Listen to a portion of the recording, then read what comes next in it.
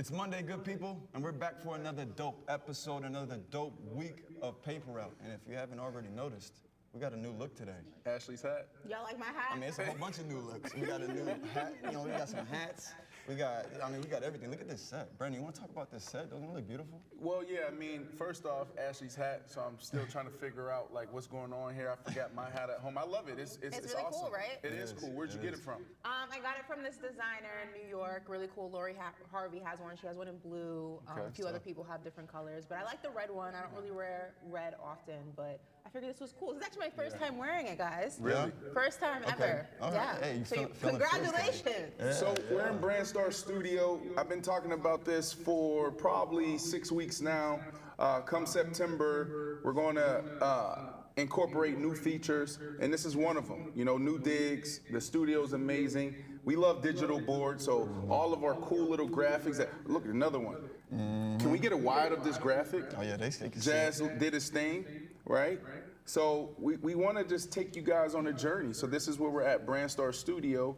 We're taking our production to another level. We're taking our conversation to a whole nother level. We're going to start interacting with some of our biggest stars in the NBA and the NFL, and also the MLS, the G League of soccer. I had a great time at How was the that? MLS Yes, game. you saw Messi in person. I got to go to the quarterfinals. I saw Messi score a goal in person. It was absolutely insane.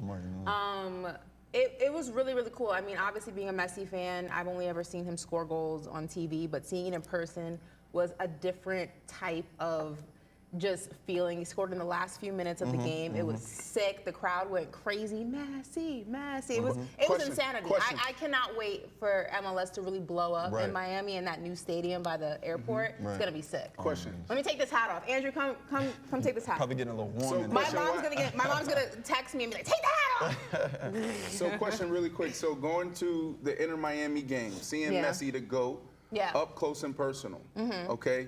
Are you now leaning towards what I'm saying and what I've been saying for some time now, that it's like Messi is playing in high school?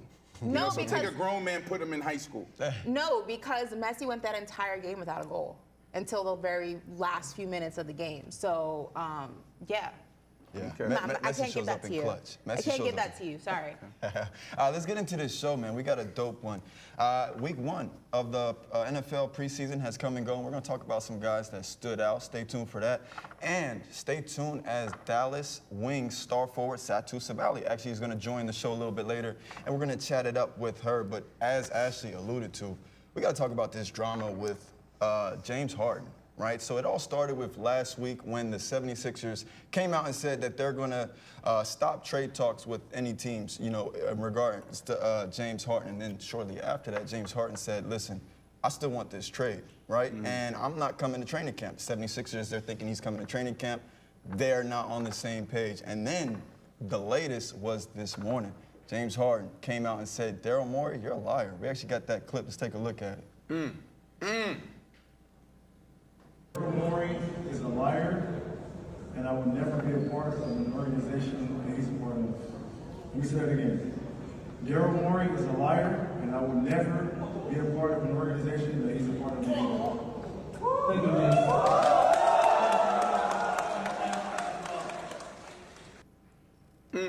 It's crazy. Now, this was actually over in China. He's currently on a trip in China right now. But I mean, he just, right?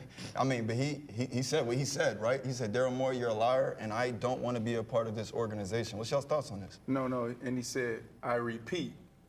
And then he ended with period. Yeah. When you say period, Right. yo, that's serious. That adds some emphasis to it, right? He said period. Ashley, how you feel about this?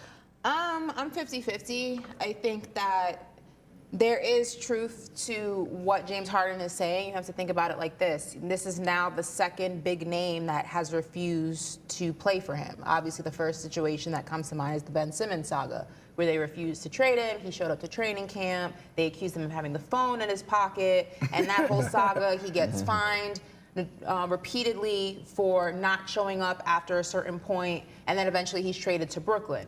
Now, with that said, although the situation may be different, the foundation is the same. You have another big name that refuses to play for you. Now, There is another side of this, though. I don't know if James Harden thought that he was going to get traded. A trade was not available that was to the liking of the 76ers, and now this is how he reacts.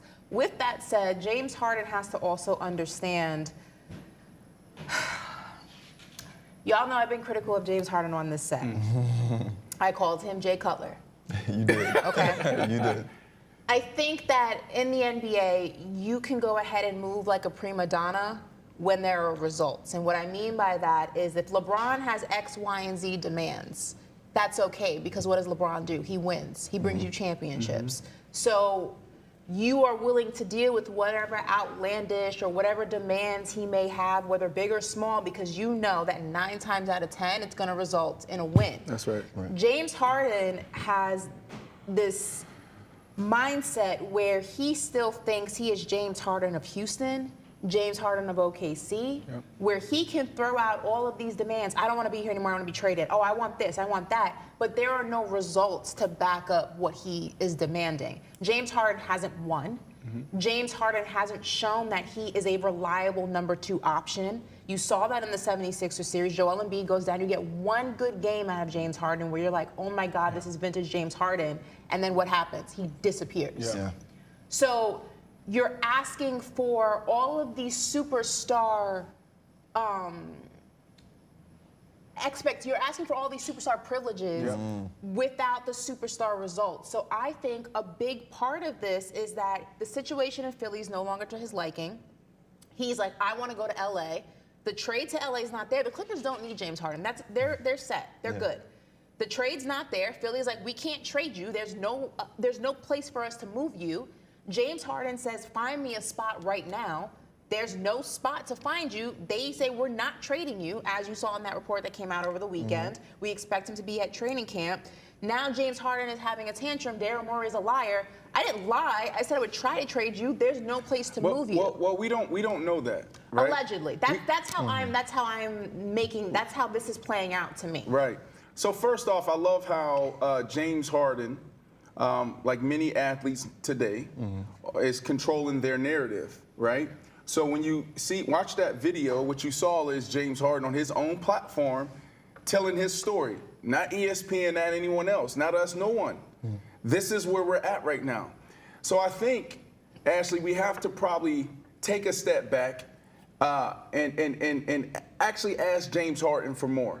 Because what did he lie about? That is the question. He lied about trading him, Brandon. No, but it's clear. James Harden wanted out of Philly. There could be more to it, though. No, it's very simple. It's very simple, I don't Brandon. think so. I don't think James Harden comes out like so. I made a list. You're giving him a lot of credit. It's very simple. This whole offseason, what is the biggest conversation about James Harden? 100%, but you understand the business, right? It's hard for me to wrap my head around this whole come out, put his guy on blast. Like, this is the same guy he was in Houston with. Right. This is the same guy that would give him anything. This is the same guy that brought him to Philly. He loves him, right? Daryl Morey loves James Harden. James Harden the same way. So, like, what happened? Where's the breakdown? It's hard for me to wrap my head around James Harden putting him on blast over, look, we can't trade you right now. Because, like, everything you said, he goes out there, asks for the trade. They say, okay, we'll look at it. You have to be, aware of what the situation is. If the Clippers don't want you, or if they're offering peanuts for you, you can't expect the Philadelphia 76ers to let you go. So I think there's more to the story, and I want to hear more. Like, tell me, James Harden, even if that's the case, what did he lie about? I feel like, and again, this is speculation, we don't know, but if it walks like a duck, quacks like a duck, 9 times out of 10 it's a duck.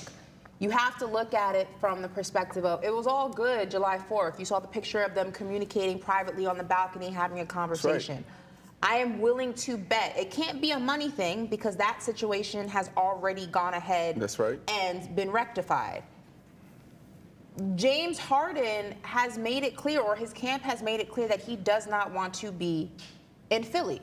It could be 2 situations. It could be that James Harden wants more money, the Philadelphia 76ers aren't going to give him money. It could also be, and if you look at all the things that have led up to it, that James Harden wants out by any means necessary. That's right. And the Philadelphia 76ers are not able to adhere to that request at this point in time. Right. But at some point, they told him, we're going to adhere to your request. Things happen.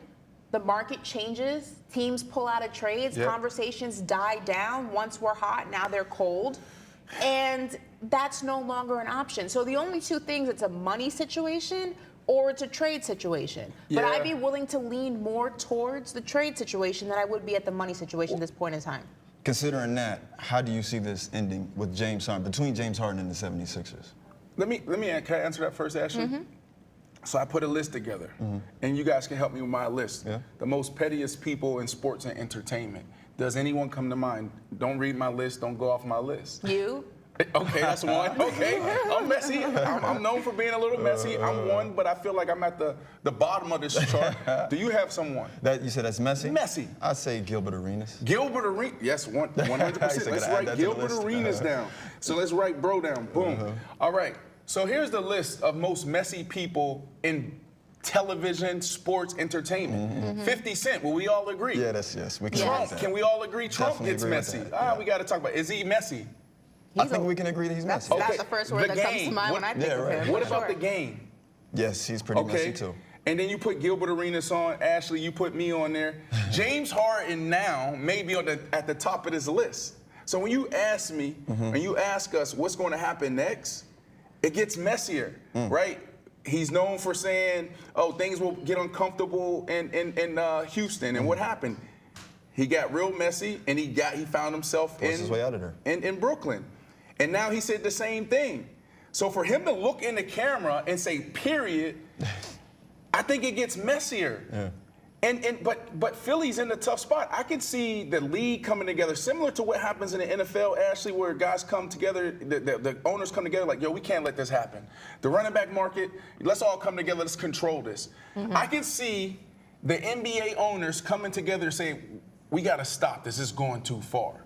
So I can see the 76ers holding on to James Harden and James Harden just not there and just finding them, say it is what it is. But now they jeopardize their relationship with Joel Embiid. So it's going to be interesting, Right, but it's that's a good definitely point. getting messier moving forward. Yeah, I mean, I definitely. Here's the thing: if it's a trade situation, then he's going to go ahead and just sit out. Okay. Is what I'm leaning towards. If it's a money situation, because you have to remember, he did take less money in the hopes of getting a bigger deal, right? Was it the season before last? He took less money, Right.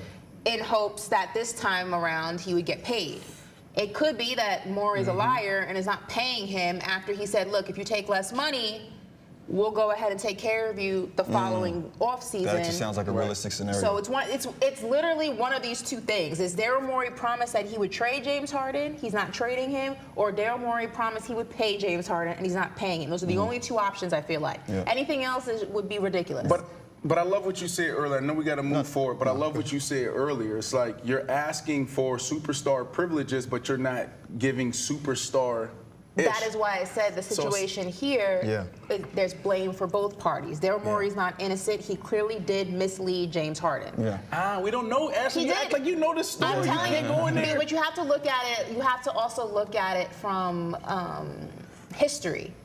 This is not the first time this has happened with Daryl Morey and a star player. This happened with Ben Simmons when he was a star in Philadelphia. This is the same thing. Daryl Morey is the common denominator here, so he's not innocent in this. Whatever the case may be, he told James Harden something that he's not following up on, and that's why James Harden is upset. No market. That may be the case, but he still gave James Harden his word that he was going to do X, and is not doing it. But again, James Harden has not done anything that equals the superstar treatment that he wants. He doesn't win. He doesn't play like a superstar. I don't see a market for him. Yeah, I kind of want to stay there though, Ashley, and kind of go back to a point that you made a little earlier. You said James Harden, he's not really accepting of the version that he is right now, right? I think his agent begs to differ, right? So Troy Payne was just on Hidden Gems. Of course he does, right? So he was just on the Hidden Gems podcast, and he said that James Harden has some crazy hunger in him right now, and he wouldn't be surprised if this year he won the MVP. What are your thoughts on that statement? They saying he's doing 2-a-days, Where's like the MVP 6 days a week. In the NBA, what are you talking about? No, like where? Oh, what team? What team? Well, that's a valid question. He's not. I'll tell you what. He's not going to win the MVP if he sits out. Mm-hmm. And he won't win the MVP if he's with the Clippers. That's Kawhi's team. But you see, things like that. This makes me feel. That quote makes me feel like it's a money situation. Because if it were a trade situation, he's going to win the MVP. A trade could take months to happen. Like, they could not trade him until February. He just sits out this whole time. If it's a money situation, then it could be that he wants to play for Philly, but he wants to get paid. And they're saying, look, you have somebody who's willing to compete at an MVP caliber level, but you got to, like, it's a contradictory statement. But again, you don't win the MVP if you're going to start the season by sitting on the bench, waiting for whatever you want to happen to happen. Right. That's not how that works. Wu, can we look up the ages of like the past 10 MVP award winners, right? Because James Harden sits at 33 years of age. You can obviously win the MVP at 33. I think, guys have won it, at an older age, right? But when you look at these guys, whether it's LeBron James, the LeBron James of the world, the Kobe Bryants of the world, the MJs of the world, they have a certain type of work ethic, a certain type of approach to the game, a respect for the game. I think James Harden loves the game, but I don't think that James Harden has put in the work, the same type of work, or has had the same approach as an MJ or Kobe or LeBron. So now you're saying I'm 33, now I want to turn it on, and now I'm doing two-a-days? I don't believe it. I'm not buying it. Right now, I'm selling all James Harden stock, and I'm a big fan of James Harden. As far as his game, I love it for street ball, but now if I'm starting an organization, I'm not betting nothing on James Harden, not at this point. Yeah. You haven't shown me anything, what you've shown me, and I hate to say this, y'all know I hate doing this, but I gotta do it. Yeah. They were in the playoffs this year. Buddy was in Vegas on his off day. He had a couple days in between. Yeah. Now players do things all the time. But bro, like, you gotta move a certain way. Like, you know what I'm saying? Because of it could become a distraction to your team. So guys do things, but they do things discreetly, right? And then there's some guys that's like, yo, I'm just chilling, I'm off my feet. He's always doing something out. That doesn't match. Yeah. Partying and balling doesn't equal championships. There has to be some sacrifice. Tell that to Michael Jordan. What do you explain? Michael Jordan partied and won championships. It's not, again, James Harden's extracurricular activities is not an issue. Yes, it is. It's not an issue. Yes, it is. It's not an issue for me, and I'll tell you why. Yes, it is. Because it wouldn't be an issue unless it were an issue. What I mean by that is it's not an issue unless you allow it to be an issue. We have seen guys be able to party, enjoy the off season, and win. I just named Michael Jordan. So okay, let's talk about Michael Jordan. Has Michael Jordan ever looked like James Harden? That's my point. But here's my point, is that it's only an issue because James Harden allows it to override his craft. And that's why it's an issue. But it wouldn't be an issue if he were able to be disciplined to balance the two. It wouldn't be an issue if one took the back seat to the other. It wouldn't be an issue if he didn't allow it to be an issue. I'm not going to say that it's not. It's a problem for guys to be out there living their life. He's a grown-ass man. He should be able to multitask and be able to do different things. Listen, but it's an issue because he allows it to be an issue. Look, basketball culture is totally different than football culture. I get it 100%. I've been in locker rooms with dudes smoking the night before the game, or hell, driving to the game, or drinking, certain things like that. Marshawn Lynch comes out and he says, this past year, he used to take a shot and a half of Hennessy, Crown Royal, right, before the game. So I get that, but Marshawn Lynch is probably going to be a Hall of Famer. Marshawn Lynch delivered every time he stepped on the foot. That's my point. So what I'm saying is, it's almost like the Ocho versus science conversation that we've had on this platform for a very long time, right? So me and Ocho sits on total opposite ends of the spectrum here. I'm talking about how you need to invest in your body, take care of yourself, and kind of create a healthy lifestyle around yourself so you can reach peak performance. Ocho saying, I went out there and had McDonald's, and I still put up those same numbers, right? And so I say that because there's some guys that are anomalies. There's the Champ Baileys of the world, the Julius Peppers of the world that never stretches. There's the Michael Jordans of the world that can stay up at night gambling and still go out there and drop 35, 40. He hasn't shown that, so that's why I'm saying it's a problem for him. But but you're better off, right? Like if you, right now, if you had, you know, let's say 10 first-round picks sitting here, would you tell them, hey, live this healthy lifestyle? Or, you know, look, go out there and you can party, you can drink, you can do all the things you want to. Which path would you push them down? Of course, a healthy lifestyle, but we saw James Harden has always been this James Harden when it comes to his extracurricular activities. He was hooping in Houston, doing this exact same thing. Younger. But that's my point. It's a different level of discipline that is required of you if you're going to continue that while being an active athlete. You cannot stop men, grown men who make a crap load of money from going out and enjoying it. But you would expect an athlete of the highest caliber to be able to balance those. And he has not been able to successfully balance it. So we're saying the same thing. It's not from the exact same thing. It's about balance. It's not about doing it. It's not about not doing it. If you do it and you can still go out there and drop 40, God bless you. If you can't, you might want to stop doing it. It's really that simple. We'll see what version of James Harden we get next year. I want to see what version of this next guy that we're going to talk about, what we're going to see next year. And that guy's Kyrie Irving. Over the weekend, he was at the More Than a Run event, and he just went off. We got some video of him going crazy. We're going to provide some commentation rather, huh? Look at that. Okay, so we're talking over it. Yeah, we're talking over this. This is what Look at this that. shocked me. Poetry in motion. What is this? Man. You said poetry in motion? Ashley, where did that dunk come from? Poetry in motion. Sure. Listen, I'm telling you. Yo, He's different. I don't know. Where's Kyrie's mind at right now? How old is Kyrie? That was going to be my question to you guys. Like, I mean, we seeing him, he's going off in these programs, right? But, like, we know now, Kyrie Irving, he might be in a situation where he's comfortable, right? Like, he likes ownership. They're beginning to build that roster up, if you ask me, you know, with the acquisition of Grant Williams, adding some defense to that team. What version of Kyrie Irving do you guys think we're going to see this year?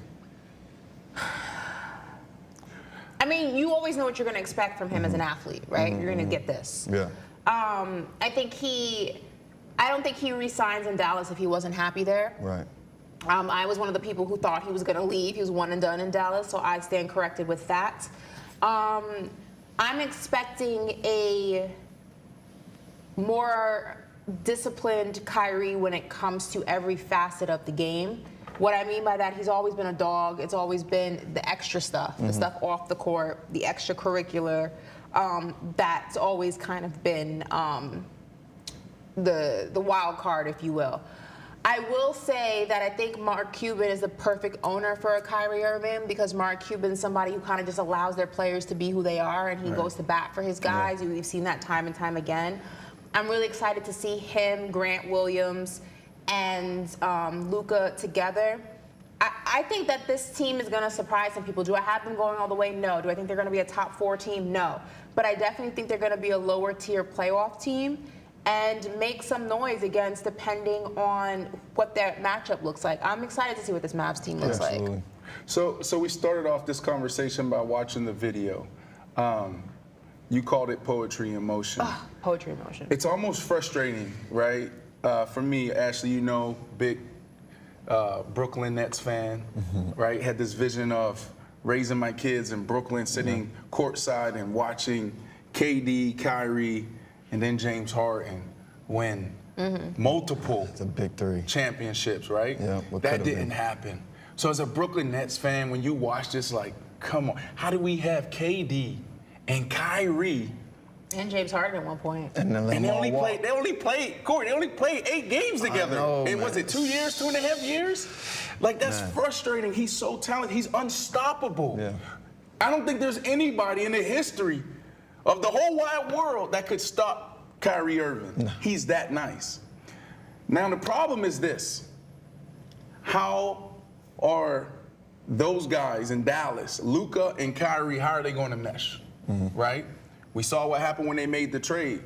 They were trending in the right direction. Luka had them in the playoffs. Then all of a sudden it was this huge plummet, right? So obviously there had to be a conversation, like you said. He wouldn't have gone back. I think money had a lot to do with that because that was the opportunity gave him the bigger upside, the most upside as far as, like, you know, career earnings. So I think money had a lot to do with that. But man, I would have loved to have been in that conversation, in that meeting between Kyrie, Luka, and whoever else was there of how they're going to put this team together, because they're both special. Ashley, I made a comment a couple weeks ago. I was like, yo, we've never seen, two guys both drop 40, and then she went in her little history index and said, oh, it happened before. And it needs to go in history index. I saw it in person. You saw it in person? Not in person, like in real life. Oh, got you. It was okay. LeBron and Kyrie in the playoffs. Okay, when the cool. Cavs. You were there? No, I meant in that's person, what I like thought, in too. I real was like, time. I saw it. But that can happen any given night with Luka and Kyrie. We could see that 5, 6, 7 times this year. They're that special. Can they all put it together? And if they do, hell, Ashley, I don't know, man. Like, could they potentially be the 2nd, the 3rd seed? But you have Denver. No, you not that high. have the Suns. Not that high.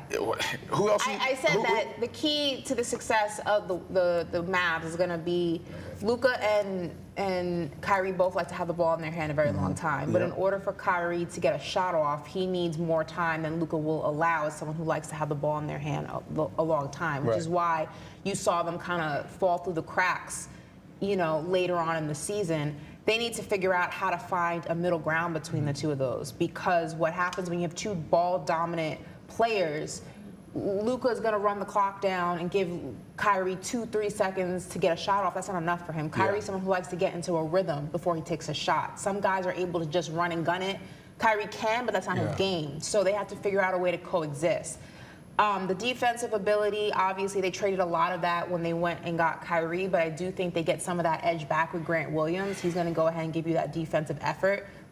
He's not, an offensive threat. His whole thing is being a bulldog, being able to be that guy who does the dirty work. The defense is still going to go ahead and be a question mark, but I think that this team's going to look a lot better this season than they did in the last half of the second season. But I just want to say, real quick, that video, because everyone came at me crazy. I know D Wade just went to the Hall of Fame. Shout out to Wade County. Like I said, I stand by my statement. Dwayne Wade, much better player than Kyrie Irving overall. He's a champion. He's a Hall of Famer. I mean, the list goes on, and he taught LeBron James how to be a winner. Okay, when you compare the two as overall players, Kyrie can't hold a candle to D Wade. So what, you've been getting a lot of pushback, a lot of slack? Because I still think, that video that we just saw, we're just talking strictly positional, just strictly guard versus guard. So hold on. Did you say it right? You're saying Kyrie is better than D Wade? We're just talking guard versus guard. Because I think I remember your positional. We're not talking about all the other things, being a leader, being a world champion, being a Hall of Famer, which D Wade is the better player. See, this is if we're talking guard like and Hooper. positional Like skill, Kyrie's the Hooper? Kyrie over D Wade as a hooper. So basically, As a hooper. But this is not the Rucker. I know you're from New York. This is not the Rucker. The question was the best guard that LeBron James ever played with. And my answer was, and still is, Kyrie. Now, if you would have asked me the best player that LeBron ever played with, the answer is D Wade every day and twice on Sunday. But guard, positional, it's still Kyrie for me. I'm still trying to make sense of it, right? It's still Kyrie I for get me. it, though. I think I'm beginning to come around to the point that you're making. Don't do it. Yeah, but like, What do you mean don't do it? I think that's what it is. I think you just like Kyrie as a hooper, but as a teammate, you like D Wade. Because he's the better player overall. Because in these settings, on these type of shows, we can make any type of argument. You say, she did that, well, player, just hooper. Yeah, right. We're talking about going out there and we're trying to win championships. We're trying to win titles. We're trying to become all-stars and Hall of Famers. You got to take all of that into account. Right. She's stripping away everything that matters. No, because the question we were just comparing who is the better guard. I mean, the question essentially is who's the better guard that LeBron played with. Right. Now, if we're talking about 03 Wade, now we're in a conversation, but if we're talking about the guard that LeBron played with in D Wade in those years and the one he played with in Cleveland and Kyrie in those years, I'm taking Kyrie. In this studio, do I have a camera? Do we have a shot in this? I know we're in the new digs. Is this my camera right here? That's your camera. Okay, that's my camera. Okay, perfect. All right, I want to say this. D Wade, congratulations for making the Hall of Fame. Definitely, Hall of Famer. A Hall of Fame career. 3-time world champion. Off the field. Off the court, on the court, true legend. I don't know where all this slander is coming from, D Wade. It's not just you. It's Paul Pierce. I didn't say it's slander. The guy T. I'm not just you. You're a part of this. Yeah, I'm saying, like, Jeff T came out, talked about there's more kids in the playground playing like James Harden and D-Wade. He's better. You got Paul Pierce coming out saying what he's saying. Like, why is everybody hating on D-Wade right now? He didn't say that he was better. That's not what he said. What did he say? He said that rings to him don't matter. There's more kids in the park playing like James Harden than D-Wade, which is true. Still because if you crazy but it's true. If you went to when I say it's true, meaning James Harden's game is more tangible. If you saw a kid playing in the park like D-Wade, you should sign him to a deal right now. Like, okay. It's not something that you see every day. Just like you don't see kids in the park playing like LeBron all the time. Like, if you did, sign him to your team right now. That's not a diss. So what how did he start? How did Jeff Teague start that conversation? They were talking about rings, and he was saying that rings don't really matter to him. He was saying that it was like an impact conversation. It was an impact conversation, but people don't. People take that as a diss, but it's not. D-Wade's game is very intangible for a normal person. You don't see a bunch of kids in the park playing like Kyrie. Okay. It's not that easy to obtain. Yeah. D-Wade, we love you here. Your brother. We know your impact on culture. We'll keep the debate going, I guess. Ashley, before we transition. No D-Wade slander. First of all, let's stop. It's not slander. I said 3-time world champion, Hall of Famer, overall better player, better teammate, better leader. Like, he is responsible for what I think LeBron is at this moment in time. That is because of D-Wade's influence. That was not the question. So I don't feel like that's slander. All right, go ahead and backtrack. It's okay. It's you can do it. You can apologize. It's okay. They don't do that on the other networks. I'm saying the exact same thing I said when we had that conversation. It's not slander. I love D-Wade. He's one of my favorite players. Okay, let me ask you this question, because you kind of like looked at me like I was crazy when I said that they could potentially be the 3 to 4 seed. We're talking about the Dallas Mavericks, right? Watching Kyrie's footage. It's crazy. Well, talk to me. You got the Denver Nuggets. Then you had at the 2 seed the Memphis Grizzlies. Ja is missing what, 30-something games? I don't think they'll be that high. Yeah. The Memphis Grizzlies won't be that high, right? Okay. Sacramento Kings. Are they going to run it back? That same type of season? Yes. They will. At the 3 seed. You got the Suns. Maybe they may fall, maybe 4 or 5, but they're still going to be in playoff contention. Phoenix Suns. Yes. You got the Clippers sitting at the 5th seed. You got the Golden State Warriors at 6. And then you got the Lakers. What's happening with the Lakers? Then you got the Minnesota Timberwolves, and then OKC Thunder. And then you got the Pelicans. And then they just missed the playoffs. You mean to tell me that the Dallas Mavericks can't find themselves in the top 4? You can't visualize that? Top 4? Yeah, they were. Actually, think about what Luka has been able to do himself but also think about with a bum knee, bad back Chris Porzingis. But also think about how different the West looked when he was doing that. And even their cast, too, even the teams that they had. They had to trade off a lot of defensive help. If Luka and Kyrie, last thing I'll say here is, if Luka and Kyrie figures it out, right? I mean, I think they're one of the best teams in the Western Conference. I feel like 1 through 4 is kind of a lock in my head. Who's your 4? I would have, this is not an order, but I would say Nuggets, Suns. Yeah. I feel like the Warriors will be in the top 4. Here she go with the that Warriors, again. really? You think the Warriors are going to be I think the Warriors will be in the top 4. It's going to be interesting. It's going to be interesting. I think if they can convince Chris Paul to come off the bench and relieve Steph, that's going to be a huge difference maker for him. His legs, his longevity. I would see them in that 4th spot. The 3 is going to be a little bit of a wild card because there's a few teams I think that could slide in there. I do think the Grizzlies have a chance of sliding in there. They might be playing catch up towards the end of the season. They might be playing catch up towards the end of the season, but I don't see the Mavs being that high up. I see them more of a middle of a road. Yeah. Well, listen, one more thing that I actually wanted to highlight from that More Than a Run event with Kyrie Irving. So after he dropped his 42 points, 8 assists, 6 rebounds, he sent a message to the youth. You know, it's a message regarding mental health. I want to take a look at that real quick.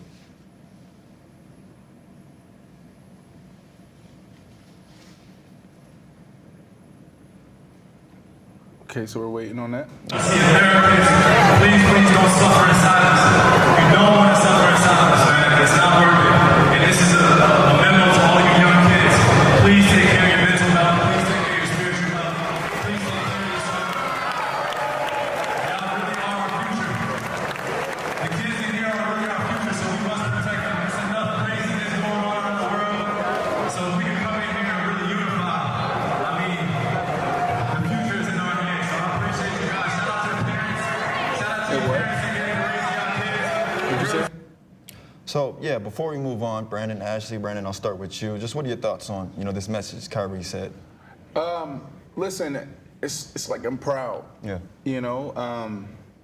2011, I spent 3 months in an outpatient program, and it was there. I was like, shit, I wish, there was people that came before me that spoke about this, and there was, right? But, like not the Kevin Loves of the world, the Kyries of the world. So this message needs to be out there. Yeah. We're seeing this conversation, on so many different platforms in so many different settings every single day. Mm-hmm. And so having Kyrie and so many others stand on the table and champion this cause makes me proud. 10 years ago, it was a totally different conversation, so shout out to Kyrie Irving for using this platform to push this conversation forward. Yeah. Anything there, Ashley? No, definitely. I think Kyrie's always been an athlete who's shown that it's more than just about basketball. To whether you like how he's gone about it or not, he's always been someone who's used his platform, his voice to bring awareness to bigger issues. I think Kyrie is very fully aware of his impact, very fully aware of the amount of young kids looking up to him, idolizing him. And he's always aware of that, with the messages that he, at least for the most part, he's always aware of that with the messages that he portrays. And I think this was a perfect example of him doing that in the best light. I know a lot of the times Kyrie's shortcomings or the things that he does wrong, is what gets highlighted. Mm-hmm. But I think that people ignore all the things that Kyrie does right. He does a lot for the communities. He's constantly donating to causes, that the media aren't even fully aware of. And I think that sometimes we focus so much on the negative that we erase all the positive. And I think with Kyrie, even with all the things that he has done incorrect, and there's been things that I don't agree with, and there's things that I feel like, we've all spoken about and we've moved past from. But I think that his good outweighs his bad. So this is a perfect example of that. And the last thing I would say there is we have a platform as well. And there's a lot of people that follow us. When I look at the numbers and our demographics, there's a lot of men, and there's a huge stigma around men. Men, it's okay to ask for help. So sometimes when we see these messages coming from guys like Kyrie Irving or Kevin Love, DeMar DeRozan, and Dak Prescott, and so many others, it goes over our head because we look at it as not me. Asking for help is not a sign of weakness. It's actually a sign of strength, right? So we got to continue this conversation and make sure that you guys are taking care of yourself. And that doesn't mean that you have to go seek a therapist. Sometimes just turn to your brother or loved one or a friend and just hey, yo, this is what's going on, right? Check in with each other. So, I wanted to say that. And the last thing here is, if you're not suffering or if you're okay, ask someone else, that's in your life, someone that you may work with. It's okay to check on them, right? Because you never know. There's 320 million Americans, I know I love saying that number, and almost 100 million deal with something. Yeah, absolutely. All right, guys, so we're going to move on. And at the top of the show, I had mentioned that we made it through week 1 of the NFL preseason. And I don't care what you guys say, football is back. Football is back. It really felt good to turn the TV on and see a slate of games. That's crazy that you just took my line. That's so egregious. I would never do that to you. That's insane. Yeah. Okay, Well, listen, cool, whatever. I had fun watching the preseason games. Several names stood out, too. So wanted to take a look at some of the guys who did their thing. And then, if you don't have some names on this, if there are some names missing from this list, feel free to point them out. But you got Jordan Love from the Green Bay Packers, right? He was a guy that we've been looking at. You want to go through this list real quick? Yeah, I mean, for me, Corey, there's so many other guys that we could have added to this list. I was shocked after the first slate of games. Yeah. I was shocked at how many guys went out there and produced at a high level. Like Jordan Love. The commentary around Jordan Love and coming out of camp, even look at her face, like she rolling at her eyes. I wish I could see her face right now. But it was like, oh my goodness, he sucks, he stinks. The in-game scrimmages or the team scrimmages they had at Lambeau Field. Oh, he threw how many picks? Baker Mayfield. Who would have thought Baker Mayfield would have been that efficient? He looks so comfortable. Put that list back up there. he looked so comfortable. So the numbers, like they don't jump off the chart. But when you saw how he was operating and how he was managing the huddle, and he was just comfortable in his own skin, said a lot to me. I'm not surprised by Kenny Pickett. Sam Howell, there's a lot of people that's high on him. You know, I was really curious throughout the offseason, you know, as to why the Washington Commanders didn't make a move on any quarterback. And now you're starting to see why. Like, they really believe in Sam Howell. Stetson Bennett, you know, we've seen this guy come in and ball over the last 2 years or so. But the guy, Ashley, that stood out to me, okay, and this dude is special. And it's hard for me to say this at the running back position. Can you guess who I'm talking about? From the Dallas Cowboys. Yep, I knew it was the guy. Vaughn? Deuce Vaughn. Oh, my goodness. Yo, like, I haven't seen anything like that in a very long time. I grew up playing running back. So, like, my eye for the running back position is different. You know, I kind of outgrew that position. And that's why I played the game the way I played it. I haven't seen that in a very long time. Yeah. Like, he's special. He's so special to the point that he may be number one. They're number one, the RB1. Really? He's that special. Unbelievable. He's a home run hitter. His vision, you know, his movement, what he does out of the backfield in the passing game, special. Special. I'm putting him on my list, guys, to watch for Rookie of the Year. That's how special he is and how he jumped off the film for me this weekend. Really? Yeah. Okay. Yeah, I like Vaughn a lot. It does make the running back situation in Dallas interesting. I don't know if he takes the #1 slot from Tony Pollard. I think that's kind of already been determined and solidified. Pollard also has a year in that offense, learning it behind Ezekiel Elliott, playing in it with Ezekiel Elliott. So I think that, you know, that has to count for something. Right. But it does make my, you know, you guys know that I've been talking about bringing Zeke back to be running back #2. I still think that he has a place on the Dallas Cowboys. This does kind of make things a little interesting for me. Just say it. It's okay. Say we're good. I don't know if after that showing and if it continues, I don't know if that's something that the Cowboys would even be entertaining Just say at it. this It's okay point. to say it. I'm not going to say it. It's I okay. did say Y'all are good at the running back position. I think after that showing and if there's a continued trajectory, I think we're cool. I think we're good. I think we're Special. good. Yeah, they could split. Yeah. Tony Pollard and Vaughn splitting carries would be a. I wish we had the film. Dak, you know, Dak. That's his brother. You know you are my guy. So I say this with love. You know, you and me, we're like this, okay? Right here. Simpatico, you and I. That's a blessing because Dak has not looked great. Mm-hmm. So having a running back tandem that can go ahead and be deadly in that run game is monumental. Because Dak seems to be, he's a little rocky right now. Dak hasn't looked great. Where? In his passing game right now. Where though? His decision making. Where though? Where? Where hasn't he looked great? Where are we judging him at? Preseason. Like training camp. Okay, let's talk about it. Let's talk about it. Yeah. Like, a lot of people don't understand this, right? Like, he's going against probably one of the better, more aggressive defenses. Right. In the league. On a daily basis. Right. And against a very, very good, sophisticated defensive coordinator in Dan Quinn. Mm-hmm. Right? There's no, we're not pre-gaming. We're not preparing for the defense. So in training camp, right? Okay, I'm listening. We're not preparing for them. We're not going out there saying, okay, on 3rd down, they like to play 3 buzz, so we need to run X, Y, Z because this is going to be open for us. We're not doing that. We're going out there as an offense. When I say we, as an offense, we're going out there saying, here are the plays that we need to put in and rep. This is our playbook.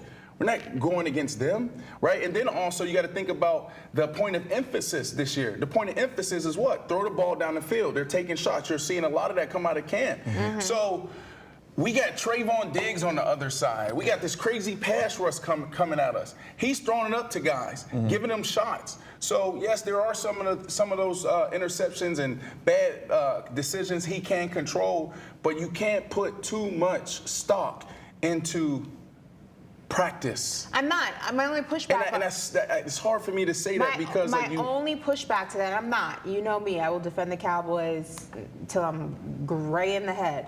But my only pushback to that is, if you have a tough time getting a successful pass off against your own defense, one that you have watched year in and year out, one that you practice with, one that you're on the sidelines watching in real time during games in the season. What do you think another defense is going to? That's my only pushback. You should know that defense in and out to the point where they can't get an interception on you at all. Well, let me walk barely. through it. Let's go on third down. Let's go third down. This team likes to play, let's say, 2-man, right? And I don't know what Dan Quinn's package is now, but they're like the Seattle 3. They play that type of deal, and they sprinkle in some blitz. So now you got Dan Quinn, right? Say they go 2-man. We're working on third and medium. We're working on getting the ball out quick. So we're working on dragging lion. Dragon is a slant and a flat over here. Lion is 2 outside slants and then a flat here, right? Or 2 outside slants, right? So if they're going 2-man, that's dead. So we're not going out. That play is dead. So we're still calling that play because we need to get that rep. We need to say it in the huddle. You don't have an opportunity there. So you got to throw the ball in the dirt, or you're forcing something. So like that's what I mean by that. Hopefully, the things that he can control, he gets that under wraps because they have an amazing opportunity. And we started this conversation because of the running backs, right? Lean into the run game. You got a top flight defense. You don't need to go out there and do what you did before your ankle and try to throw for 5,000 yards. Stop bringing up that man's ankle. Well, I'm saying, remember that year was phenomenal. They were averaging 500 yards a game in total offense. Yeah. There was nobody close to the Dallas Cowboys offense and Dak Prescott. That is true. They don't need to do that. If he's out there actually thinking that he needs to do that again, then I think that he's going to set himself and his team up for failure. Yikes. I want to talk some more about these rookie quarterbacks from this past this past weekend. Guy like C.J. Stroud. I don't know if you got to look at the stats of his game, but went 2 for 4, 13 yards, an interception. Like, it's not time to start panicking over something like that, is it? Jesus Christ! Like, I hate when you do this. Talk to me, Anthony Richardson. It's preseason, bro. Right, but they're not even applying full pressure. Okay. Like it's.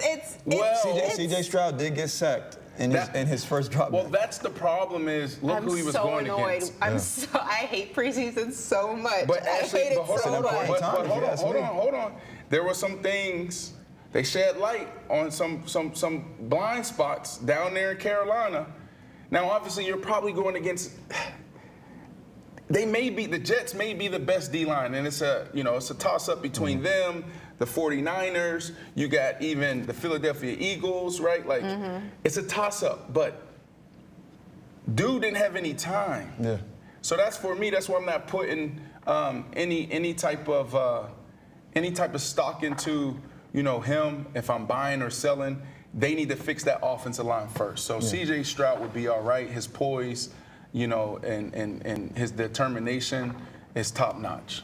Yeah. And again, I'm not knocking, yes, I am. I understand the importance of preseason. Let me make that very clear, okay? I'm not oblivious to that. I just hate these, jump out the window, just takes based on preseason. It's not that deep. Yeah. I hate when people are like, oh, he's the MVP because he threw for 300 yards in preseason. It's preseason. I get it. It's necessary. It's not going away. But let's take it with a grain of salt. You know what I mean? Yeah. I feel the same about Summer League. Yeah.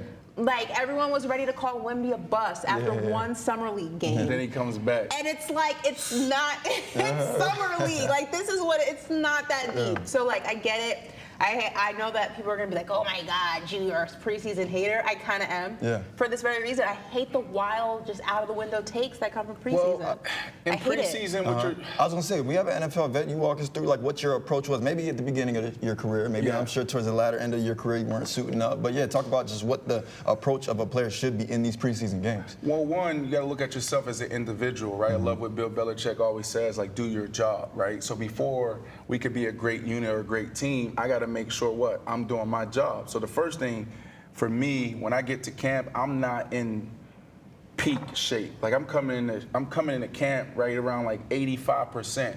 And so like my goal is to get into football shape, get into mid-season form before the season, right, starts, okay? And then there's still some room to grow in September and October as an individual. So that's me as a guy that has my position already solidified. You know, I got stability. You know I'm making a team. So you have room to do that, right? The younger guys is different, right? You got to come in right away and you got to make plays. You may only get 2 opportunities. So what you're trying to do is you're trying to get everybody on the same page. You're trying to install your offense, trying to install your defense, because that's what it's about. It's more mental than physical. So we're just repping the same things over and over and over again. We're not even game planning for the team we're playing in preseason. 1, 2, we might do some game planning in 3 and 4 because we want to see how everybody operates that way, but there's not much there. And so what you want to see is everybody get on the same page, and you want guys to stay healthy. But the reason why preseason does matter for other guys is because, yo, I need to see what we got. Do we have depth? Do I need to go trade for somebody? Do I need to cut him? And then I'm watching this guy on another team, so we let him go. Now I'm going to go pick somebody up off of waivers. Yeah, for sure. So you got to ball out in preseason if you're not the guy. Yeah, absolutely. In that retrospect, absolutely, I agree with you. I never scored a touchdown in preseason. No. I've never had an amazing preseason where people were like, oh, my goodness. Do you feel like that negatively affected your career? No. But I was balling in practice, though. Yeah, right. Those were your games. Like, yeah, you know what I mean? There you go. Yeah, those were your games. Did you ever have like a teammate that like, were you ever on a team of a guy who like went crazy in the preseason? Like, you know, we had who was like the most, Victor Cruz, yeah. Right? Did you ever have like a guy like a Victor Cruz that just was like the baller, like the MVP of the preseason? Well, Victor Cruz, that was special. That was different. Yeah, that was different. I don't know if anyone had a more legendary preseason than Victor Cruz, and then he was able to take that into his career, the regular season, and before he snapped his patella, he was the guy. I've never had anybody perform at that level, but I will say this: we call them practice squad All-Americans. Yeah. They go out there, they look phenomenal. It's like, oh my goodness. Like this is the next Hall of Famer at this position. Yeah. And you know what we say? What's that? You look like Tarzan and play like James. Yep. I don't like that. No. Well, that's the reality. That's like you're doing all of this, but you can't put it together when the lights are on. Yeah. So I've seen an opposite, Corey. Yeah. All right. Well, what we're gonna do is go to break. When we come back, we should have our guest Satou Sabally coming, but if not, we'll throw some couple topics at you guys. Maybe we'll do like a little different segment. Let's go WNBA. But we got a WNBA. I'm talking about a star joining the show too. She's a bucket. She's a bucket. So we're gonna go to break. We'll come back, but stay tuned. We got Sabally coming soon. I'll beat her one-on-one. Bet. So when I first got in the league, when I was in Denver, we had all these. DJ Williams used to be on the show. He was the one passing around the Vialis. Cialis and Cialis. That's different. Whatever it's called. No, Cialis, Vialis. But we wasn't doing Viagra. So what happens is they was passing them out before the game, and we was taking them because when it thins out your blood, energy, and you go longer. I'm not talking about Cialis, and I'm talking about actual surgery. Oh, what you saying? Yeah, like enlargement. Yeah, surgery. that's what I'm talking about, enlargement. People be doing that? Yes. I don't know nothing about that. No, see, y'all, listen.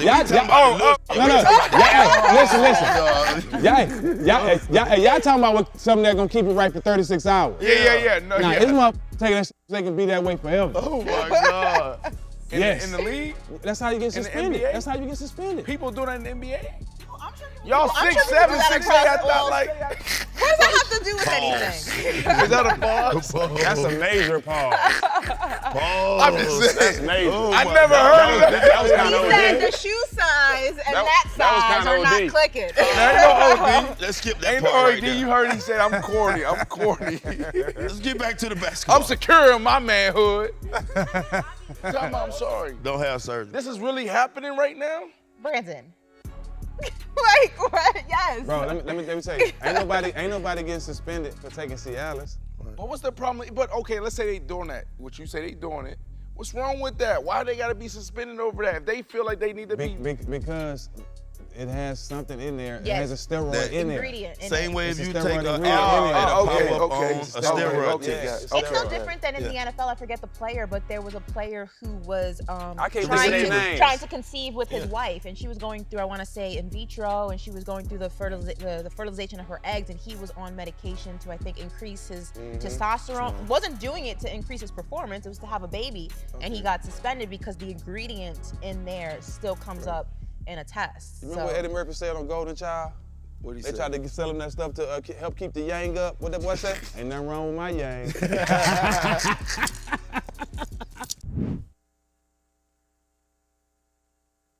Are you the best defensive player, or are you the best player to ever play football? I'm not gonna say I'm the best player to ever play football. What about But defense? am I the best defensive player? Okay. If not, who? Brandon? Reggie White. Reggie White's a great player, and I put him up there in the same class as myself. Every time I walk into a room, or I pick up a paper or something, it's LT, hey, I see an article, they talk about all these people, and then always at the last, my name always shows up in the last sentence of the last paragraph, just before they say greatest of all time. Okay. Hey, do you think you could have played in this era? Yeah, if I didn't want a paycheck, yeah. Kick me out of the game every week. Now, but yeah, I can play in an era. I think I can. I mean, I am rugged enough to play in this era. I don't know. That's a hard question, man. Could you have cleaned your game up though? The violence, the It was aggression. clean. That was clean as I could get it. I was clean. Then you can't play in this era. It might be a problem. Might be a problem. I may have to play a different position. Maybe have to move to the inside. Give a little sound bite. Mike's like,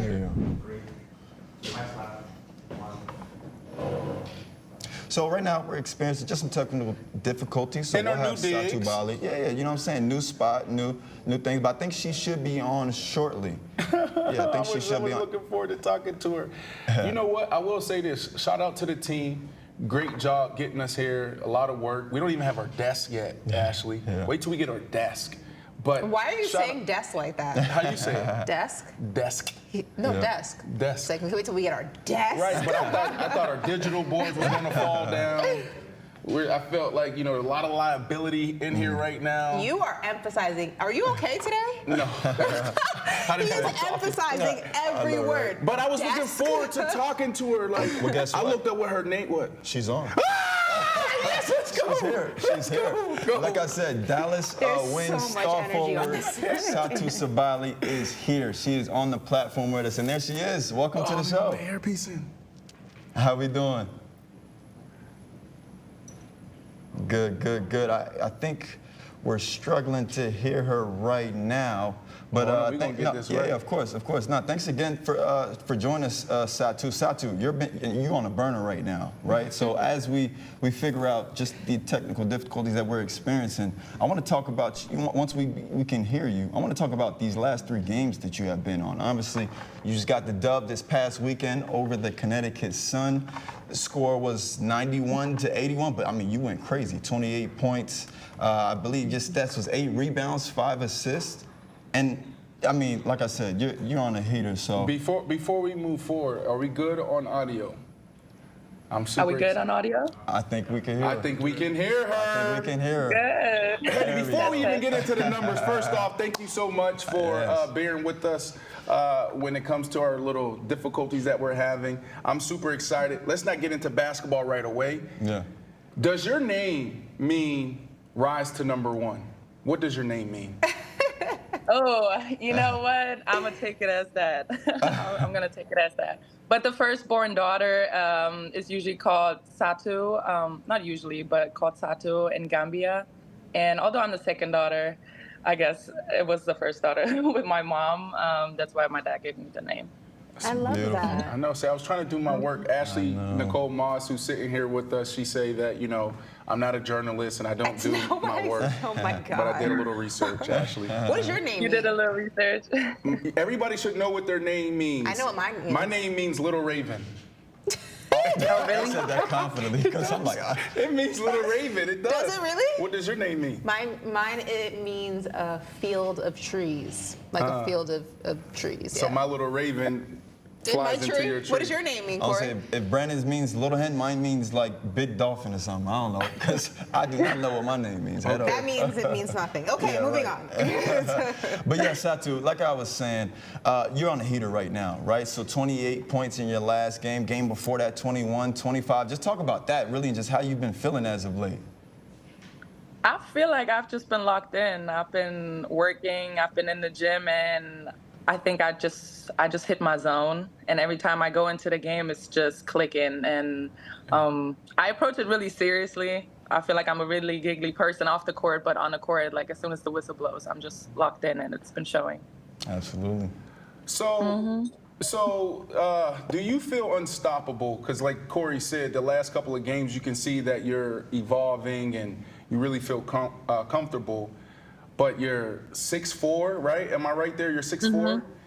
And a lot of times people will be like, oh, put her in a post, put her in a post. But you play like you're Kevin Durant. Like, how does anyone stop you? You got a sweet shot. Your handle is crazy. Do you feel unstoppable? Don't gas me like that. He's telling the truth. I'm sitting here watching all your career highlights, going back to Oregon, everything is like, yo, she plays like, have y'all, well, I know y'all have watched her. It's unbelievable. Yeah, I mean, I do it all.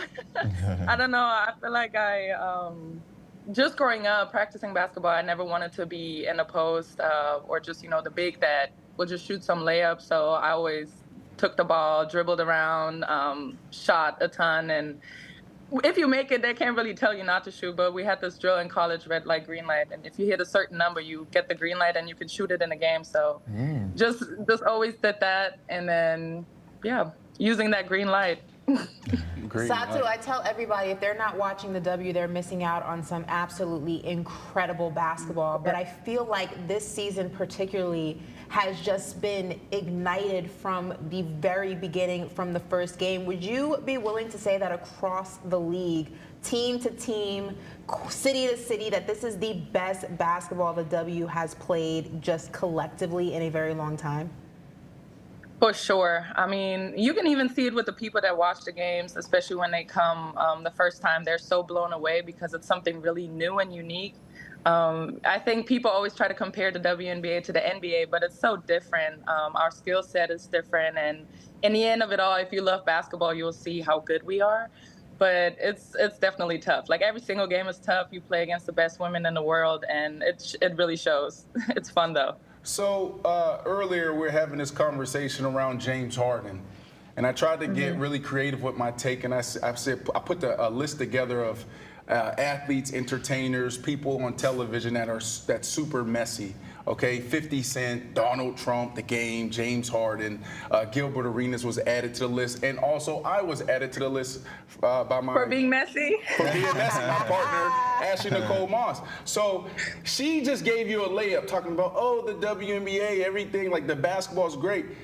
Yes, but my question is this. How do you guys bridge the gap between Las Vegas and Dallas? It's a huge gap, and it's not just you guys. In the West, y'all the number 2 seed. But how do you bridge that gap between them? Taking it game by game, I think the gap is smaller than it might seem if we play against each other. You don't really need to bridge that gap, in terms of standing, but we'll bridge the gap in a single game or hopefully in a playoff series along the way.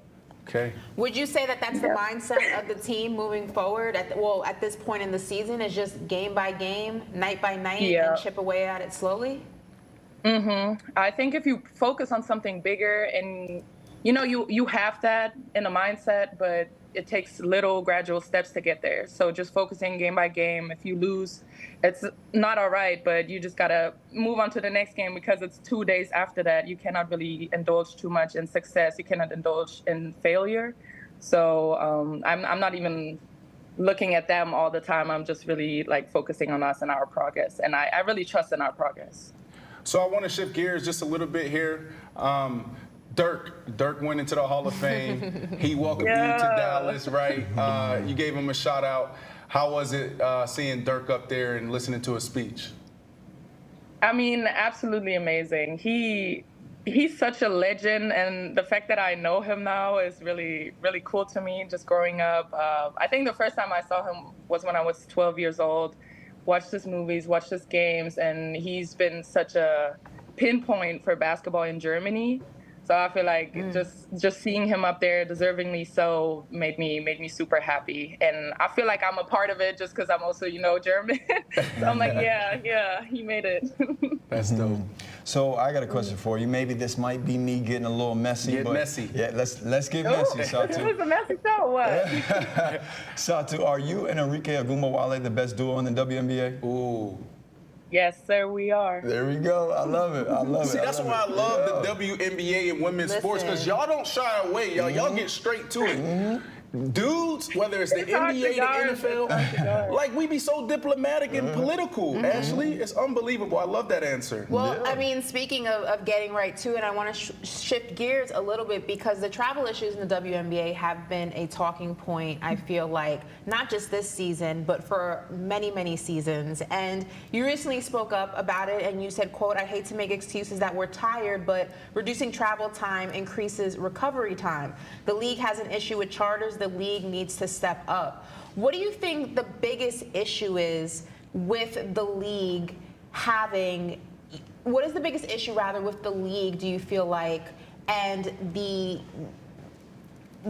difference between some teams being able to have charters and some teams not being able to? Why is it such an issue for the league to go ahead and just implement that across the board for the WNBA and finding the money? We're talking about team owners who have a lot of money to go ahead and spend. Why are they not implementing the owners to spend this in a way that makes traveling for their players easier? Well, it all starts with resources, right? And we all know that the WNBA is growing and that we have to invest in sports, but not every team is at a breaking point or like breaks even with revenue. So obviously owners do not all want to, pay for charters because it's a significant increase in spending. But we need that, and some owners are willing to do so. Some airlines have already adjusted their own schedule, so we're able to use private charters like JXS. But when the league sees it as a competitive advantage for some teams to charter and some teams not, and then protect those teams, it kind of hinders everyone from gaining the recovery time, gaining all the things that we really need. But it's an investment for me. Yeah. It's an investment in us. It's an investment into the league, and we have to find these funds. We have to get these funds, and I think it's just a business decision to finally do so. For people who are unaware of, in the NBA, it's unheard of that players fly commercial. It hasn't been that way for many, many years. They fly charter flights. For people who are unaware or who want to downplay the difference between commercial and charter, can you just go ahead and explain the difference, explain the travel time, explain what it means, in terms of recovery time for people who, like I said, want to downgrade it and say that it's not that big of a deal? Yeah, absolutely. Let's say we practice in the morning right at 9 a.m. because our flight leaves at 1. We have to be at the airport 2.5 hours earlier, get the bags. Mind you, in college, some teams travel charter, so you just go with the bus 1 hour before the flight. All the bags are being loaded on. You take a flight, you land, you're already there. Now we play a game, right, the next day. If we have a charter, we can leave right after the game. We don't have to stay another additional night in a hotel, which frees up the next day as a recovery day and not as a travel day. And the recovery days, we are still in the gym, so people don't understand how much time actually goes into working and maintaining our bodies. And with the public flights, you're at the airport for 5 hours. You have to wait for the bags. It's just a lot of time that goes, and time is really essential for us.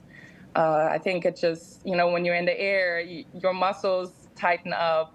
Injury rates go up with all the flights. We catch flights every other day. It's a lot of flights, and I think the amount makes it just so heavy. If we had 2 games a week, it would be very different. But with the game increase even happening this year, I think the WNBA should have also considered traveling with that. So listen, I think it would be cool to be in Chicago O'Hara and see you, right? And I have my son and my daughter. People get on the really same excited. Yeah, that'd be really cool. But I'll be honest with you, I don't want to see that. Right? Like, yeah. I think it'll be a cool experience for my family, but seeing our superstars in the WNBA sitting there and waiting 5 hours for their flight, I think there's, more that we can do. So my question for you is, what are some of the solutions? I would say invest in women's basketball. It starts from person to person. Spread the name of the WNBA. Be vocal about it. I think our commissioner, Kathy Engelbert, is actively working to find a solution. There's also conversations about league expansion, but focusing on something like traveling and prioritizing that can obviously be pushed up on the agenda. Well, also something that can be pushed up on the agenda and is constantly spoken about is the pay difference between the WNBA and the NBA. And when we sat down with Angel Reese in Baton Rouge, fresh off of, historic and just incredible NCAA Final Four run, she said that she was in no rush to go into the WNBA because of how much money she was making through the NIL. And I wonder, what current players in the league right now think of this new NIL era, and are you, not envious, but are you sad a little bit that you guys missed the boat in making such a monumentous amount of cash in college? Listen, I am so happy for them, and they deserve every single dollar that they get. I'm so excited. This means generational wealth for young female athletes. That is finally something that we can do. Obviously, I'm sad that I missed the mark because I was right there after COVID. But I would say I'm a trailblazer. I was there. I made I'm one of the people that made it possible for them to thrive of it, and I'm super happy. But obviously, we want more compensation. I feel like that's just a fair thing to ask for our bodies that we sacrifice, for what we do, for the talent that we have, and for the people that would actually watch if it's being shown. I think we do deserve that. But again, it's gonna happen by time. I'm really trusting in the development of women's sports. And if it's not me, then it's going to be, the next young girl that's going to start playing basketball. It's going to be her in 20 years. And that's something really great that's happening. And I'm happy about that. Listen, I would say this, the W is in great hands right now. I just love how bold and unapologetic you guys are. You guys have always stood at the forefront of social challenges and issues. And now you guys are carrying, women's sports forward. It's not just for the WNBA, but all of women.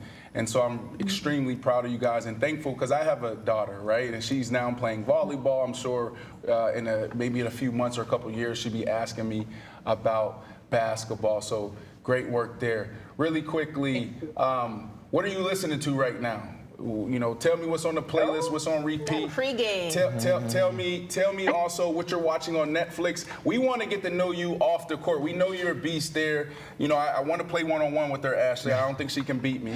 Angel Reese, I'm not going to talk about it, but we battled. All I'm going to say is we battled, okay? Oh my God. You battled? Who won? Ashley.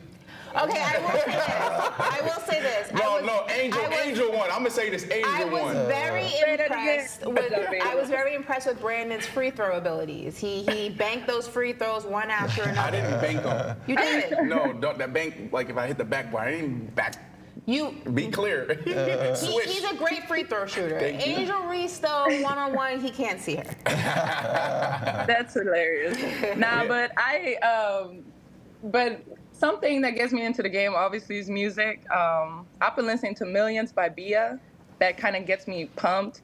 kind of a new song. So that's definitely on there. Ghana is always on my little playlist before the game. I feel like, smooth little voice that just kind of gets me into the zone.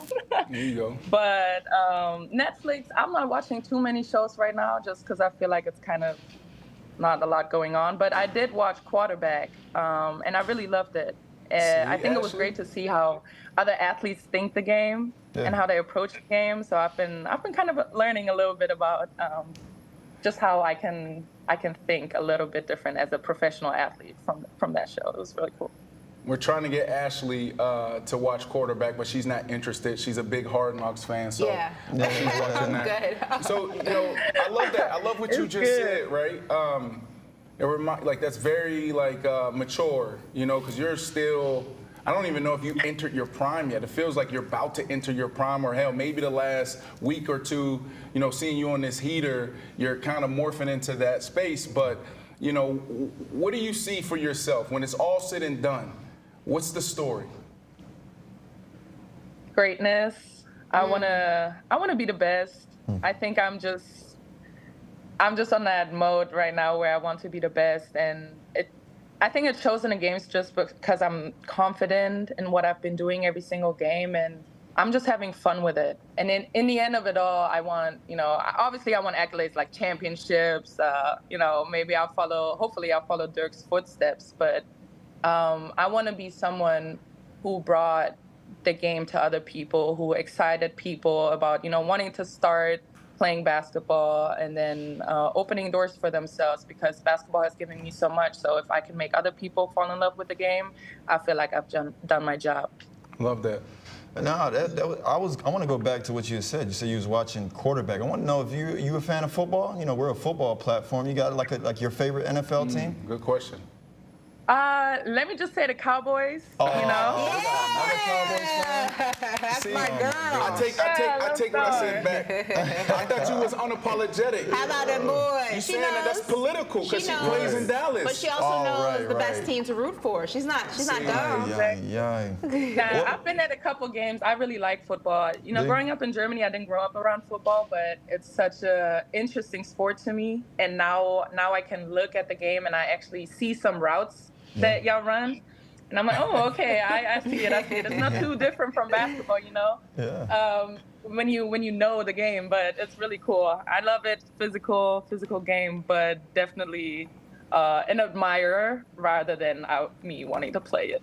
Now, they have some games in Germany this year, and they've actually, I think we had one last year. Yeah. The NFL had one last year. Well, I want to get predictions, though. What are your predictions? What teams do you have? And not just the NFL, too, because, we got to get a little messy, right? We got to do the WNBA, and I want to do the NBA, too. So who are your predictions? Like, who you got going to the championship in all three of those leagues?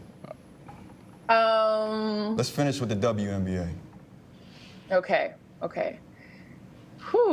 Okay, NBA, I will go with Phoenix. I kind of like what they're building up there. So either Phoenix or Celtics. Okay. I want both of them in the final. Okay.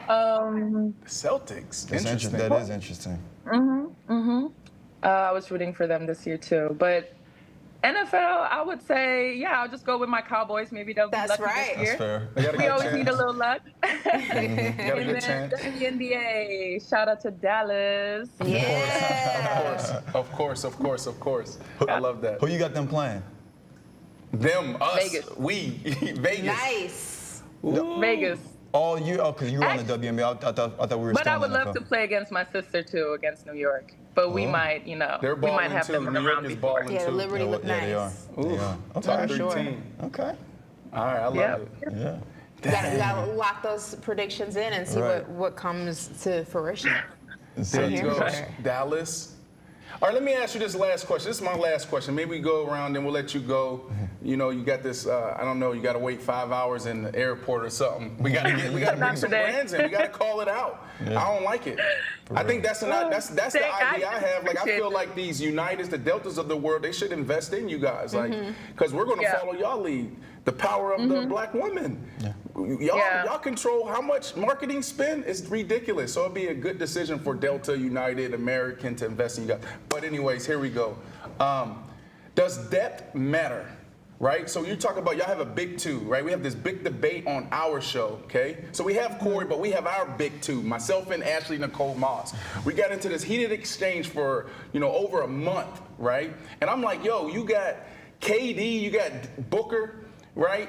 I don't care about what they got on the bench. Obviously, Chris Paul didn't go down at the time. You have Ayton and Ashley. Depth matters.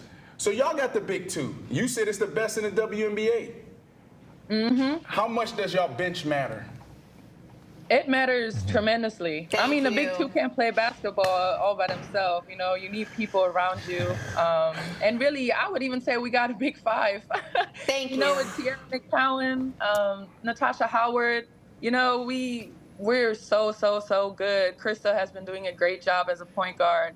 And going down the bench, we have such great young talent, and they've been getting some minutes and just have been, improving themselves. But depth definitely matters. Thank you. And you heard it from a baller herself. We can put this conversation to bed forever. Thank you so much. I appreciate you tremendously. You have no idea. No, we appreciate you and keep Really? That was the combo. It wasn't even a combo. It was the most draining debate I've ever had in my life. No, listen, and we're going to bring it back. We're going to bring it back here. No, we're not. But here's my thing. When you guys make it to the playoffs, what I'm saying is your big two, big five, y'all can get it done. Not over a course of a year or a career. I'm talking about in those moments, like in a series, in the playoffs. That's what I'm saying. Brandon, let it go. All right, I'll let it go. Please let it go. I think it's the difference maker for sure. It's a difference maker, but not the only thing that can happen. Yes. Well, listen, we thank you. Your name, it doesn't mean rise to number one, but I love that meaning because you are number one. Anything we can do for you guys, using our platform, partnering together to push the W forward, women's sports, let us know. We appreciate your time and you jumping on our show. Thank you. Yes, absolutely. Appreciate everything. Thanks for coming on, Satou. Keep balling. Thank you. Keep balling. You're going crazy. For sure. We should have asked for some Will tickets. do. Oh, my goodness. Courtside. All right, Satou. You think she'll give us some courtside? That'd be nice. Of course. Oh, she's still there. Yeah, I'm not here, but just let me know. Yes. All right. All right. Appreciate you. Yo, we're going. We can do both. We can go to a Dallas Cowboys preseason game because you love the preseason football. For sure. And then we can go. And then we can go see her. Make it a trip. And the team. Yeah. Want to do it? Let's do it. All right, where we at, Corey? So we got some news of the day that we were gonna hit. Hold on. Just in the Can time we that we recap got. that real You want to quick? recap that a little bit? Let's spend some time recap recapping. How'd you feel about that? I felt great about it. Yeah. I mean, because she's one of the top scorers in the NBA if you're really looking at it. So right now she's averaging 18 points per game, 8 rebounds, 4 assists, and she's up 5 points from her career high. So that's why it was like an honor really getting her on here. Cause she's really doing it right now. And if you look at it, there's a lot of people balling right now. It seems like every day or every week you look up, there's somebody breaking some record or doing something that's never been done in the WNBA. Dropping 40 3-4 days in a row, 3-4 games in a row, triple double. Mm-hmm. But when you look at her, what I think is special is she's 6'4". Yeah. Okay, and you're talking about 6'4". A lot of times, like she said, okay, go in the post, you're playing big. Yo, she handles the ball like crazy, and her shot is so beautiful, right? So I think that she might have an opportunity to be, when it's all said and done, one of the best. Yeah. Look at her mindset as well. She's confident enough to go out there and say, no, I want to be one of the best. Right. That's a big deal. Yeah. I think she's dope. I'm going to follow her. Yeah, her bag is deep, to your point. Like you said, she has the jump shot. Yeah. She has the three. She has the mid-range. She can finish at the rim. She has a nice little floater. I don't know if you guys watched some highlights on her, before she came on, but yeah, she's a bucket. Are y'all WNBA fans now? Oh, yeah. You know Can what? we count on you guys to watch W games? I should have brought this up, right? Because Amar'e, I went to Notre Dame with Amar'e, her teammate. I've always really watched women's basketball because at Notre Dame, women's basketball, it's like UConn. It's one of those cream of the crop programs. So I was always watching women's basketball. I saw girls like Amar'e, Gumbawale, before they got into the league. Girls like Breonna Turner, she's on the Mercury right now. All these girls were at Notre Dame. I think for me, the next step for me is I want to go to games, right? And it's hard being in Miami because there's no team here to represent the WNBA, represent Miami. So it's hard, but I want to start going to games. I want to experience the game that way. Ashley, I thought the conversation around just, what the WNBA can do around charter flights and For sure. what's needed there was big. Do you see any brands, any airlines stepping up and participating and fixing this?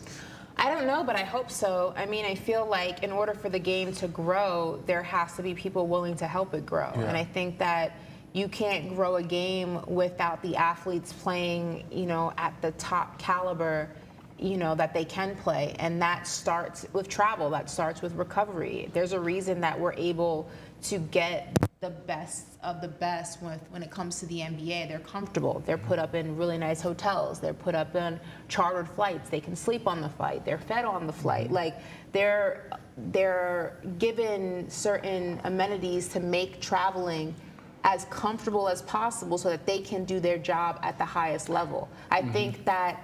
I don't think women deserve that exact same priority if you're going to go ahead and critique the game for not growing fast enough or it not being profitable like some people want to throw out there. Well, what are you doing to help combat that? Yeah, but that's a real thing, though, Ashley. Like, I think there are people that are true champions of the WNBA and women's sports. I think that there are people that are advocating for all these things, but then there are just fans, right? They're not invested in any of these things, or they don't want to be in these conversations. They just want to watch ball, right? So, I don't think we can ignore the business around, sports or WNBA. It's not just women's sports. There's, other sports, that aren't doing well, right? So we can't ignore that. We can't do that because when you think about these brands, they need an ROI. They got people to answer to. They got employees to pay.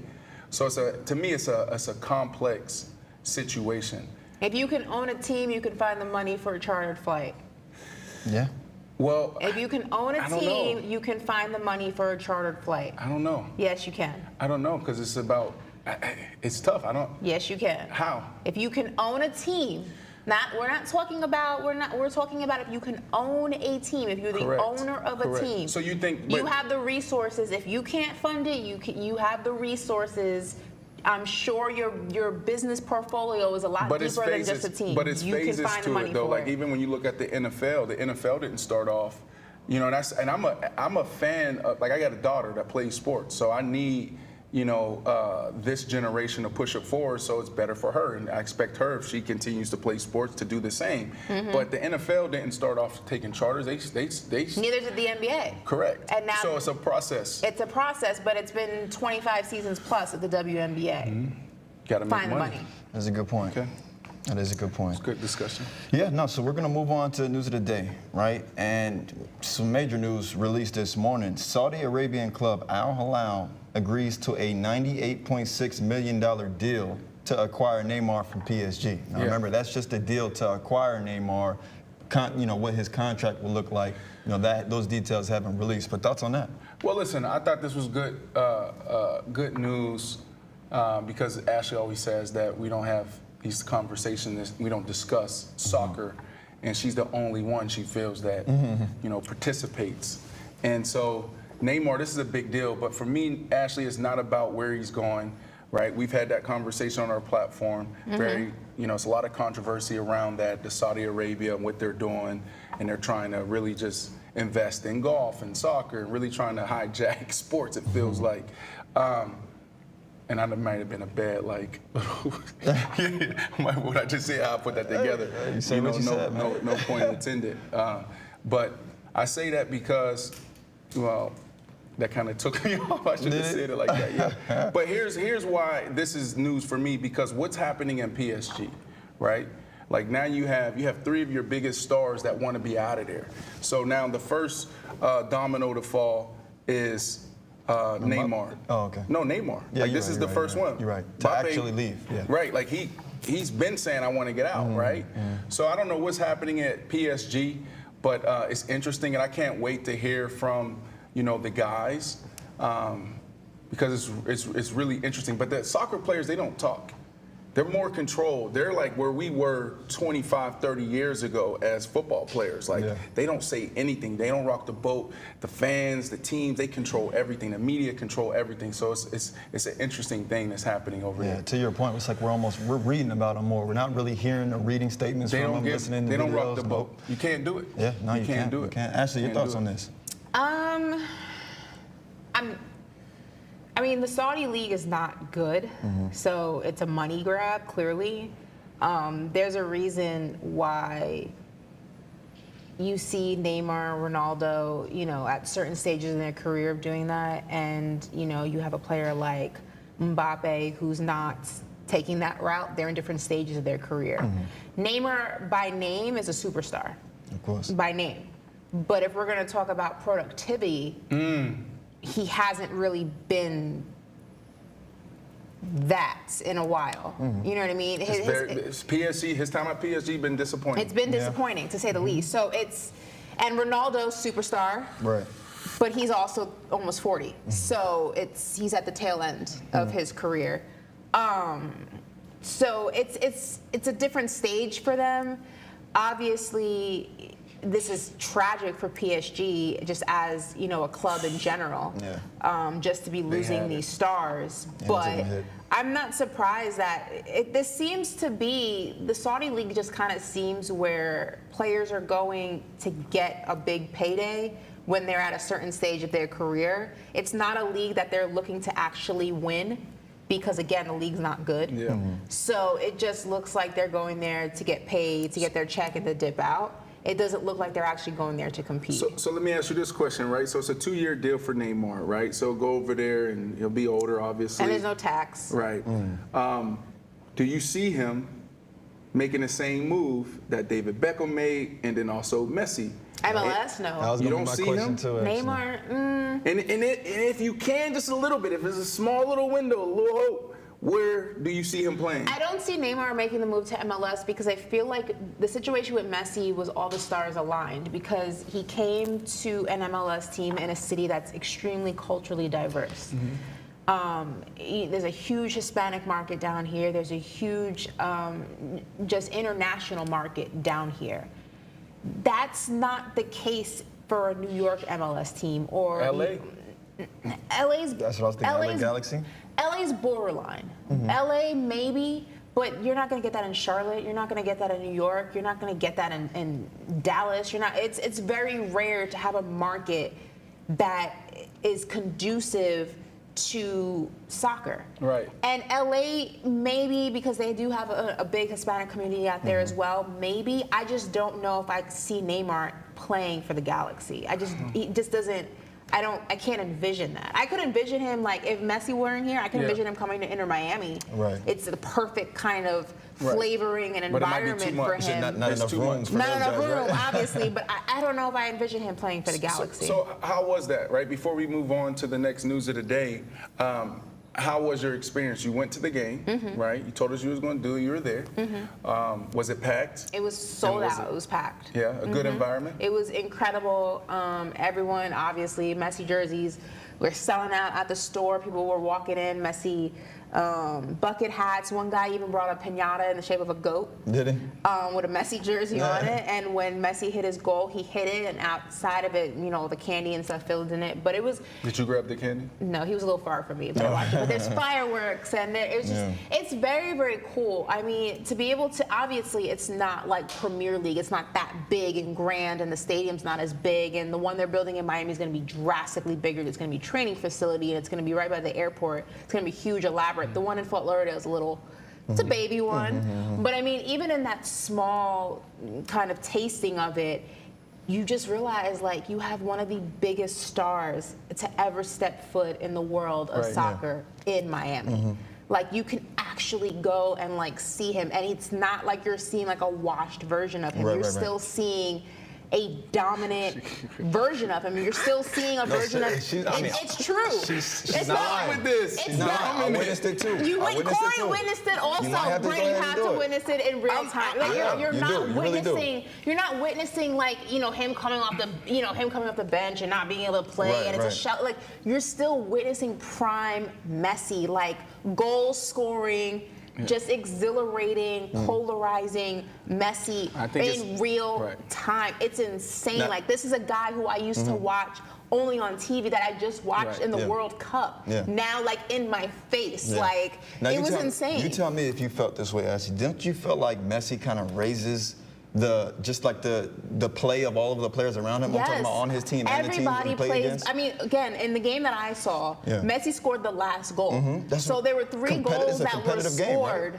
before he even did his thing by other players. He raises the game of everyone around him. I mean, this is a team that was last. This is a team that has not lost since he stepped foot. I mean, his energy is contagious. And now these other teams his are fighting leadership for the wins. And They're it's fighting like now. It's like a completely different team. Like, What it's a what is that? completely 8 different goals team. and how many is it? 8 goals in, what is it, 5 games? He scored 1 the other night? He scored 1 in the game I saw, So 8 goals in 5 games. Can we talk about the record, though? Their record? They haven't lost a game yet, right? They didn't lose. They won that game on Friday, haven't they? That's enough.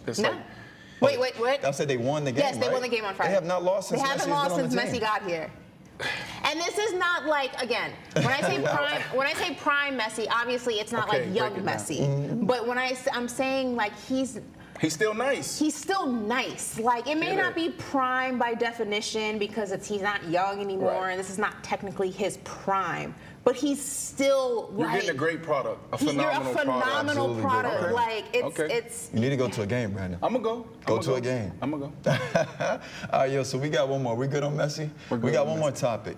This weekend, this is for our fight fans, of course. We got to get a little bit of fighting in the show, right? Anthony Joshua knocked out heavyweight. Anthony Joshua knocked out Robert Helenius in the 7th round. So if you were watching this fight, I don't know if you guys got a chance to tune in. It was a technical fight, right? And it might have been boring, but you know just as good as I do in those heavyweight fights. Somebody can get knocked out at any point in time, and that was the case in this fight. And it was an overhand right to the chin, sent him down. I'm disappointed in myself. Yeah. I went out there for the Jake Paul, Nate Diaz fight, right? Celebrity boxing, whatever you want to call it. And I subscribed to DAZN, if I'm saying that correctly. Yeah, that's it. $250, $60 investment that I can't get out. I can't opt out until April or they made it July clear of up, huh? 2024, right? So I'm like, damn, I'm never going to really use this. Okay. I'm a fight fan. I used to like Anthony Joshua. After he suffered his first loss, I feel like he was rattled, he was broken, and he hasn't been the same since. He lost something in that loss. And I don't like that from a mindset standpoint, like a heavyweight, a true champion, like you get your ass knocked down, sometimes you gotta get back up. Now, modern boxing is like, protect the old. Things are shifting now in this new era with the Devontae Tank Davises and the Ryan Garcias and the Haneys, and we just saw Errol Spence and Bud Crawford. So things are changing there. But if you go back into the old days, everybody suffered. Muhammad Ali to George Foreman to Mike Tyson to Riddick Bowe to all the greats, right? And so I'm saying all that to say this. I didn't watch the fight, and I had DAZN. I could have watched it because I've already paid for it. But I wasn't impressed when I saw the highlights, right? Because this is a fighter that Wilder knocked out just like that. Like, I mean, how long did it take for him to get the job done? Yeah. And so why was it so technical? I want to see him be a dog. Like, I flew across the pond, Ashley, to watch Klitschko and Anthony Joshua fight. And that was the first time I watched a fight and said, oh my God, somebody can die in the ring, right? I don't see that same person. Yeah. Anything here? It was brutal. No. Yeah. Well, because look, I mean, I'd say almost the same as you, right? Like I kind of, my phantom, I don't even know how to put this, but like my phantom in Joshua, like my stake in Joshua and Anthony Joshua it did go down, right, after his previous fight. So I went into this fight with very, very high expectations. Really? Very, very high expectations because I needed to see the Anthony Joshua of old. But I ain't gonna lie, he looked pretty good. He was technical, but now, all right, the next fight is what? What's the next fight between? You saying for him, Anthony Joshua? Well, I don't know. They're talking about, maybe a rematch with Wilder, right? No, it's no rematch. They never fought. It's Wilder. Oh, I thought. Oh, okay. No, that's what they're aiming at. Like, it's going to be Wilder, and so I will say this. I'll be excited about that one. I may go to that one. Okay. Where's that one going to be? Vegas? I want it to be in London. I want to go to the fight in London. Actually, and have him have like the home advantage. It's like 120,000. It's going to be in the stands. He comes out with fire. They do it at Wembley? Yes. Sweet. Yeah. I want to see it there. Yeah. No, but like I said, I mean, it was just, I ain't gonna lie, it was getting to the point where I'm like, Anthony Joshua, I think I'm gonna need a knockout. And it happened in that 7. So I was like, all right, you know what? That's what I needed to see from Anthony Joshua for me to even be excited about his next fight. Listen, I know we gotta go, but yeah. Look, I like what he said afterwards. He's like, I've been carrying, my back hurts. I've been carrying boxing, powder, and all of that. So hopefully that dog is back, Corey. We'll see. Yeah, we'll see. But yeah, I think that's time, is it? That does it for Monday. I think we got. Good Monday, y'all. Yeah. No, I think we got about 1 minute left, though. One minute left. But yeah, I mean, it was a great start to the week. I'd definitely say Let's that. get a shot of this studio. Yeah. Corey said we have a minute left. Yeah. Let's get a shot of this studio. With, Stay on the wide. Let's show all the graphics today. Can we get all the elements? Boom. Oh, look at Ashley. Look at Ashley wearing my glasses. Yeah. Now this one, I like this graphic right here. You got to go ahead, go on. We got a pan. You're missing. We're going to just show Ashley? Yeah. We can't show Nobody matters what. You don't need to show them. It's a non-factor. Thank you so much. Okay, boom. All right, there we go. There we go. Keep Keep going. Now. Keep going. There he is. There Corey in the cut. Kind of low. It's the angle. Corey, why are you sitting there with your Oh, look at the face. I like that. Okay, dope. It's the angle. You got Corey up here looking goofy. We got cool glasses on. Corey got the intersection of what are we calling that? Corey, you kind of look like Grant Williams in that picture. Can we see the Kyrie Irving, and can we see all the other graphics? That was dope. Look at Jazz doing his thing. That one was dope. Shout out Jazz. Give us feedback. Please jump in the chat. Give us feedback about what you guys want to see, what we can do more. We really appreciate you guys rocking with us. Technical difficulty here, a little there, but hell, we're YouTubers. It happens. Yeah. We just got to keep pushing forward. Dope. Do we have the Kyrie one? Yeah, that one was up there. Oh, it was up there? Okay, it's time to go. We went from a minute to go and a minute over. So listen, this has been the Monday edition of Paper Out, but as you guys know, we are on Monday through Thursday, so we'll be back tomorrow, and you never know where we'll be coming from. So make sure you guys tune in. See you there. Bye. Stop showing Ashley. It's okay, Zoom.